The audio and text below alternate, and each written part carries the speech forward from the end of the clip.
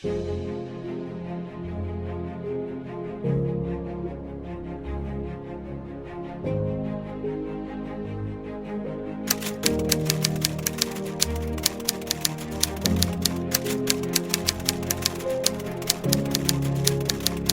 can other people tap dance to work? What's the secret of that? You find your passion. You find your passion. I was very, very lucky to find it, when I was 7 or 8 years old, and fortunately, my children have found their passion. One son loves farming like nothing else. One son loves music like everything else, and all three of them love philanthropy and what they get to do.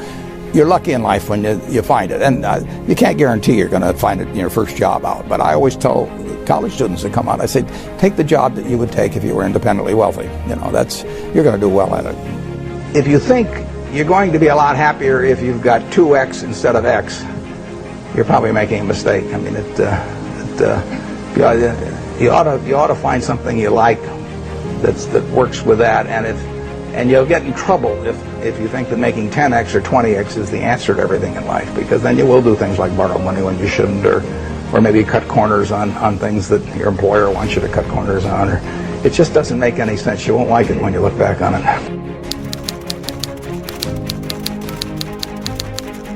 3 things in hiring people: look for integrity, intelligence, and energy. And he said if the person didn't have the first 2, that the latter 2 would kill them. Because if they don't have integrity, you want them dumb and lazy. You don't want them smart and energetic. It never bothered me if people disagreed with what I thought, as long as I felt I knew the facts. I mean, there's a whole bunch of things I don't know a thing about. I just stay away from those. So I stay within what I call my circle of competence.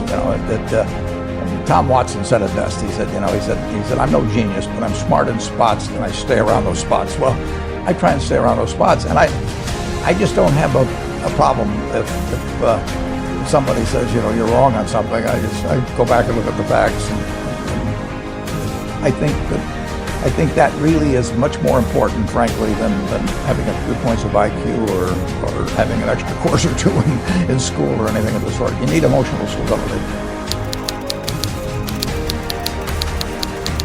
I just read and read and read. I probably read 5 to 6 hours a day. I don't read as fast now as when I was younger, but I read 5 daily newspapers. I read a fair number of magazines. I read 10Ks. I read annual reports, and I read a lot of other things too. So I've always enjoyed reading. I love reading biographies.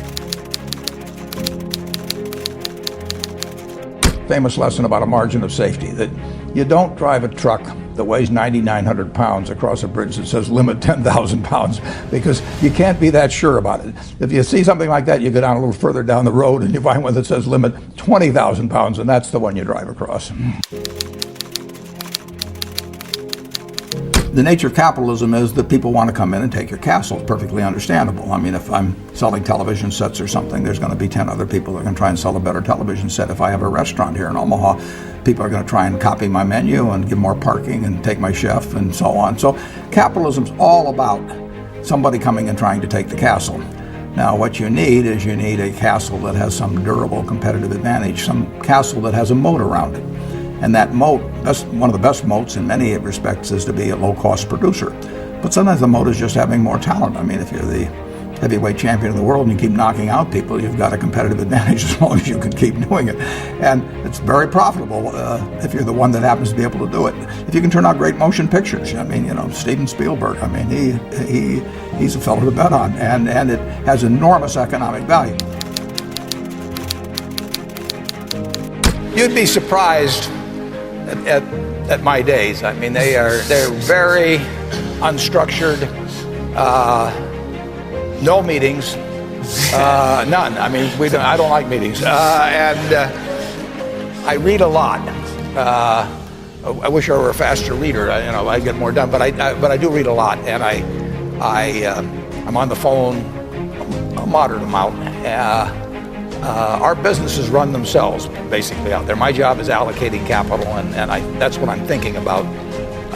But I don't like to have things all packed hour to hour to hour. And Bill and I are both extraordinarily lucky. I mean, we really get to do what we like to do, the way we want to do it, with people that we choose to be around, and they're terrific. I mean, we've really got everything our way, and we're very fortunate. And in his world, he has a different kind of pace than I have, but we both love it the way we do it. And my guess is that we're each the most productive in that particular mode too, because it fits our personalities and aptitudes.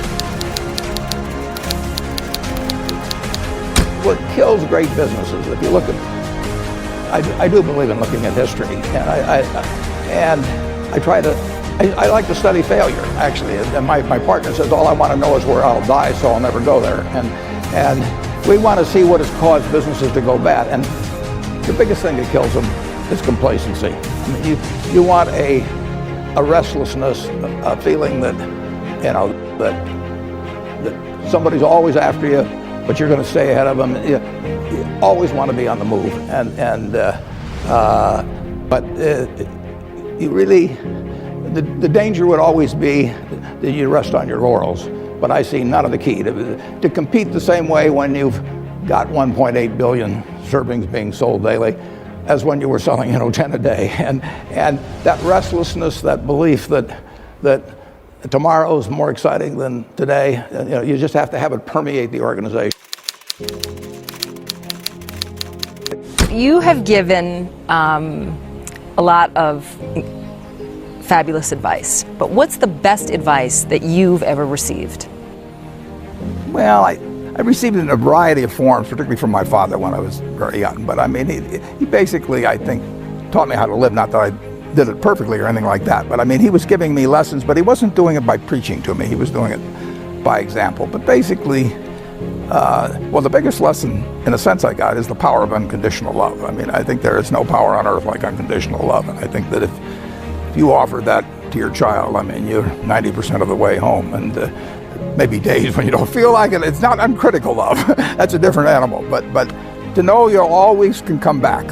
I mean, that is huge in life. That takes you a long, long way. And I would say that every parent out there that can extend that to their child at a very young age, it's going to make for a better human being. And you felt like you got that kind of unconditional love from your dad? I absolutely did, yeah. That is a powerful thing. It is a powerful